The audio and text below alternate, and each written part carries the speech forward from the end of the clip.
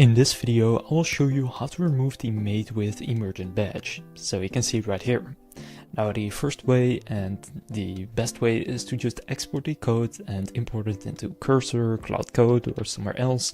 If you want to do that, close the preview. Then here open up the code, which you can do when the agent is awake.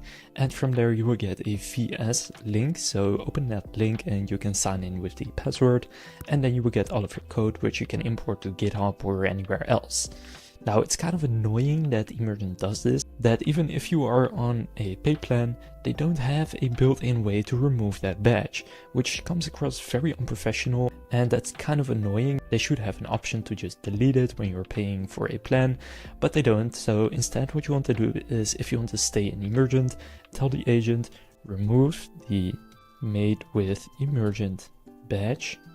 Now on the first try, it's going to try doing it through code, which is not going to work because it's not inside of the code, but you do need to say this first so that it understands that this is not an option.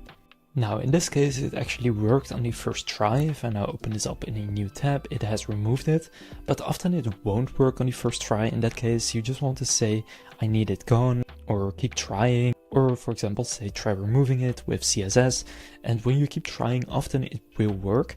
So right here you can see it is now gone and I now no longer have a Made with Emergent badge, which of course is exactly what you want because it's kind of annoying to have that on your app if you're looking to actually publish it. So now you know how to remove the Made with Emergent badge. Now real quick, if you're looking to buy any credits in the future, however many that is, you can use code DANI at checkout to get 5% off of any payment you do. So you can use this over and over again, it will just save you 5% off of all of your future payments.